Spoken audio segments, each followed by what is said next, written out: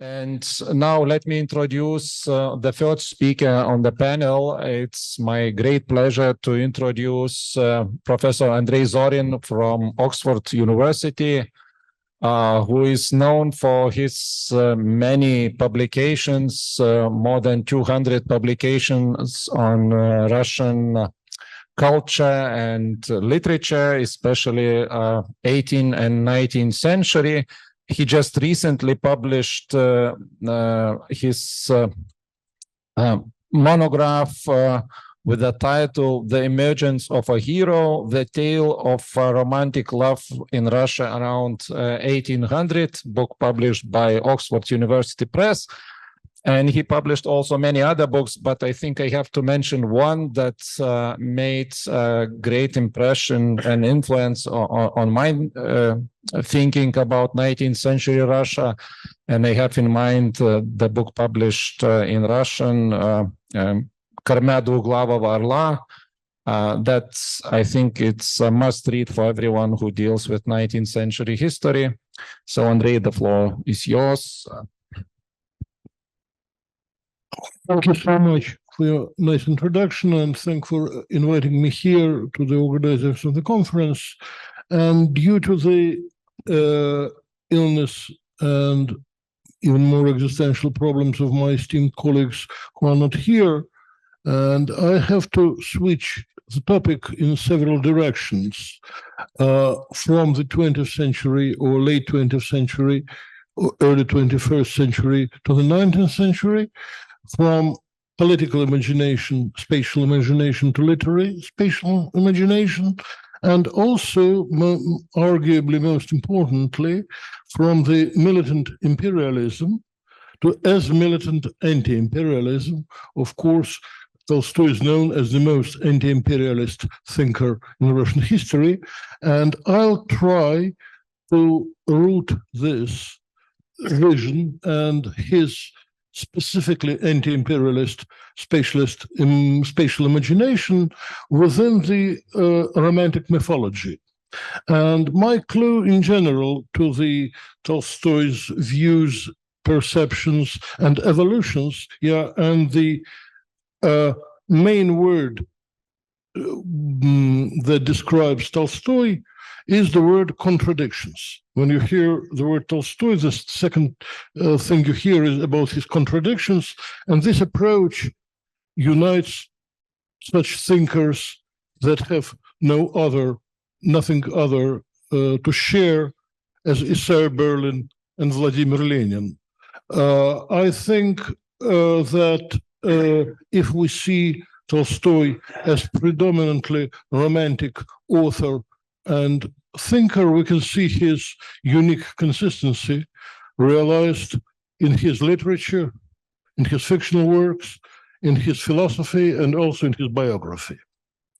And my interpretation is based on the book of the published more than half a century ago by Murray Howard Abrams, called Natural Supernaturalism, Tradition and Evolution in Romantic Literature, mostly about English and German Romanticism, where he sees Romantic mythology and Romantic cultural mythology as based on the three main myths. The first is the classical myth of the Golden Age. There once was a Golden Age behind us, and the loss is the result of cataclysmic decay of the initial godly ideal order. Second myth is the biblical myth of the paradise lost. The exile and the crush and the loss of this paradise is the result as a punishment for transgression. And the third is also the biblical myth of the prodigal son, the flight from idealized home into the world of evil. And Murray Abrams sees the Romantic mythology as based, unlike these three myths that it synthesizes, not on the dream of return into primordial paradise, which is lost forever, but upon the vision of the future paradise. And he goes throughout the centuries. He starts from Schiller, who drew humanity from the lost Arcadia to the future Elysium, to Rousseau, from primordial innocence to the social contract, Marx, primordial communism, and the final communism, Freud, and so on and so forth. I will not go into the details. So all this structure is temporal, but in narrative texts, the temporal logic of the myth is inevitably subject to spatialization. Today's contemporary cognitive science actually believes this is not only the peculiarity of narratives, but also the general rule of human imagination, which human brain, according to today's cognitive science, does have spatial mappings, but doesn't have temporal mappings, and thus we have to think about time as something spatial. We speak about something behind us, the past, and ahead of us as future. For example, I can mention the book of Rebecca Schwarzlow's Brainscapes, the warped, wondrous maps written in your brain and how they guide you. So, the lost paradise within the narrative of the individual human life is equated with childhood. This loss is irreversible, because you never can be a child once again. And in the social landscape of imperial Europe of the 18th, 19th century, this ideal decoration for this utopia of paradisical childhood was the noble manor. Schiller, who was the son of the doctor, made his Karl Moor the owner of the lost manor, and so on and so forth. I'm also not going to give the examples. Tolstoy, whom I'll pass shortly, as someone in the manner born, knew this mythology and this vision better maybe than anyone else.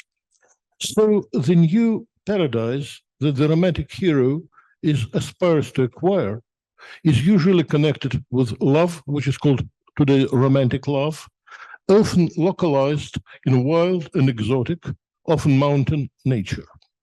The female heroines tend to belong to this landscape and become the part of it. And thus, Tolstoy's biography, his life of escapes and returns, his literary work, and his philosophy are one of the most, if not the most, radical and consistent manifestation of romantic mythology in European culture. His literary career starts with a description of the lost paradisical childhood, his first story called Детство, described already after his first flight to the Caucasus, where he participated in the Caucasian War. And thus there are two paradises, one spatially behind us, another ahead of us. And Tolstoy saw two visions of unity. There is the vision of the unity with nature and the union with spirit. War, violence, and are evil, but they may be partially redeemed when people are defending the soil where they were born, to which they belong, and where they will lay, like Chechens, as described in Haji Murat, or Russians, as described in War and Peace. To give a parallel, just sexuality is evil, but it also, in general, but it also may be partially redeemed within family through procreation, like Natasha in War and Peace and Kitty in Anna Karenina. So there are some people who have never severed their ties with organic wholeness of existence, peasants, Cossacks, mountain tribes, and they can enjoy their unity with nature, while for the exiles, rebels, and deserters who lost this paradise, it is closed forever. They have to look for something more perfect. So Tolstoy describes a lot of epiphanies. I'm also not going into the details, the epiphanies of love, art, nature, and so on, and most of all, and most oftenly, the epiphany of death as joining the basic unity as the evidence within human being that you can rejoin this unity. And so, adjusting the Romantic mythology, which I briefly described, to the political and cultural map of empire, inevitably leads to the different emotional coloring of different parts of the empire. Empire is asymmetrical by default, and so it will be natural to mark different parts of it according to this mythological map to fit the empire within this vision of the world and of the cosmos. First of all, there is the village. Biographically for Tolstoy, it's Yasnaya Polyana, the place he was born, home, the primordial paradise of organic unity, and for prodigal sons, the place to run away from, which Tolstoy did many times, including before his death. Then the capitals and the world of evil, which is definitely within a Russian Empire, is definitely embodied in St. Petersburg. The absolute evil resides there. And the border between the home and the city corruption, which is in Moscow, which has parts of this evil of the capital and parts of the homely familial life. And then there are provinces. And some of them lie entirely outside of Russia proper, are imperial acquisitions, and thus do not interest Tolstoy at all. One of the parts of this world is definitely Poland. Tolstoy never regarded Poland as a part of Russia. In War and Peace near Smolensk, Andrei Bolkonsky says that now we are going to fight properly because we are going to fight for our country, for Russia. Everything to the west of Smolensk, including what we know today as Belarusia, doesn't fit within this vision of organic Russia at all. In the same way, he ends his novel in Vilna when with the meeting of Alexander, and he's utterly uninterested in the whole European campaign of Russian troops up to Paris and so on and so forth. His sympathies to the Polish secessionists were very clearly realized in his late story called in Russian Zachto, traditionally translated in English as why it would happen.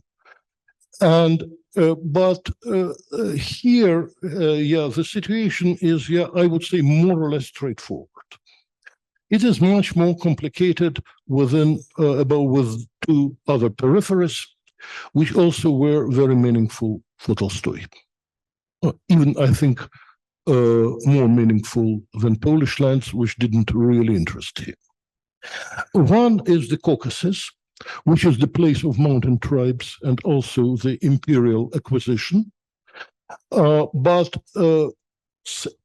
there were a lot of Russian settlers, people who were not part of the imperial army, but actually the rebels, the deserters, the people who escaped Russian mainland, to the old believers, the Cossacks, to settle on the borders and beyond the borders, and who started joining the natural life with the tribes who live and exist there. It is this sort of paradise of the union with nature. Later, in 1904, Tolstoy wrote in Haji Murat that the Chechens looked, not only the Chechens, the Avars, the mountain tribes, looked upon Russians as vile insects and definitely wanted their total extermination, as humans want the exterminations of cockroaches and other disgusting creatures. In the same way, Russians in War and Peace look upon the French. And but the Cossacks, the escapes from Russia actually share their natural life with the hosts, with the mountain tribes, and fighting each other and killing each other is also this part of this natural life. And I'll just give one quote from Tolstoy's story, The Cossacks. And it is from the draft, so it's not, this specific paragraph is not widely known, but the story is about a St. Petersburg aristocrat like Tolstoy who escapes to the Caucasus to find their organic life. And he writes back home, people here live as nature lives, die, get born, copulate, get born again, fight, drink, eat, enjoy, and die again, and are not aware of any conventions except for those unchangeable ones that the nature established for the sun, the grass, and the beast. They do not have other laws except the laws of the grass and the sun. And this is why these people are beautiful, strong, and free, and looking at them, I become ashamed of myself. But this happens rarely to me. Mostly, I rejoice and feel myself the part of this beautiful world. But this utopia cannot materialize because he's a rebel, he's an escapist, and he runs there, but he cannot join the world. It is the world of the Cossacks and of the tribesmen, but it is irretrievably lost for him. And it is manifested in the love story. Tolstoy wrote 15 versions of his love story with a beautiful Cossack girl called Mariana. Yeah, in some he seduced her and then ran away. In some he happily married her, and so on and so forth. Finally, he found one which fit his vision perfectly. Yeah, Mariana, first irritated by her bride, gives consent to him. And then when her bride is killed in the fight with Chechens, yeah, becomes repentant and chases him away, and he has nothing to do as to return to St. Petersburg. So this, and for all Tolstoy's spiritual heroes like Pierre Bezukhov, like Andrei Bolkonsky, and like himself, this happens to be absolutely impossible. Yeah, in Anna Karenina, you remember the epiphany of Levin, who works with the peasants and who feels himself part of the peasant world, but then it doesn't help him, and he has to look for another type of spiritual solution. And this reunion with the spirit, with the final reunion with the spiritual world, is embodied for Tolstoy in one more peripheral part of the empire, which is Siberia. Siberia, Tolstoy also didn't see it as Russia proper, but see it as some sort of borderland because of the settlers, the people who walk there and start making their land, sewing and working there. And he became interested in Siberia very early. He starts planning his works on Decembrists who were exiled to Siberia, and spoke that he wants to discuss in this novel what he says as завладевающая сила русского народа, the taking power, the ruling power of Russian nation, which is not manifested in military conquests, but in settlers going, settling, and starting working on the land.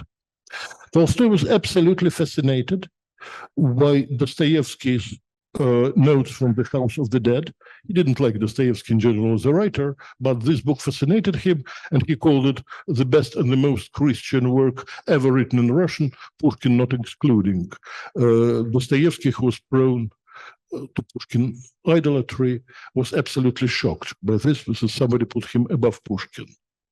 And for Tolstoy, the criminals doing hard labor, and for Dostoevsky as well, in this story from the notes from the House of the Dead, the criminals doing hard labor were the embodiment of real Russia, as in the epilogue to Crime and Punishment, the redemption of Raskolnikov, which also takes part in Siberia. And Tolstoy never visited, unlike the Caucasus where he spent his youth, he never visited Siberia, but he was very much interested in it. He read a lot about it. He copied extracts from Archpriest Avakum. Yeah, and when he said that the mountains there are great, the forests are enabled to pass, and you look at the mountains and you can't see the height of it, and so on and so forth.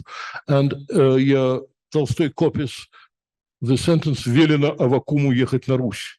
Avakum is ordered to return back to Russia. So Siberia is not Russia, it's something different. But he went and joined the Russian cities. And so going to Siberia means redemption. Tolstoy characters, many of them end in Siberia. First of all, in his novel called The Resurrection, the Nekhludoff walks together with the convicts. He goes on foot, partly on train, but partly on foot to Siberia. And there he finally experienced his final spiritual epiphany and resurrection. That is the land of the spiritual innovation and of joining the higher world. And finally, I'll end this talk with a short quotation from the last work Tolstoy ever published in his lifetime. Most of his works, late works, were left unpublished, but this was his last publication, the story called The Divine and the Human. And this is the description of the death of the old believer in Siberia. The old believer was dying, and everything that he so passionately desired and sought through his entire life was now open to his spiritual vision. Amid the unbearable light, he saw the Lamb in the image of the young man full of light, and great numbers of people from all the nations that stood before him in white robes, and everyone rejoiced, and there was no evil on earth anymore. It all did happen, and the old man knew this, and in all his soul and in the whole world, he felt great joy and pacification. Thank you very much.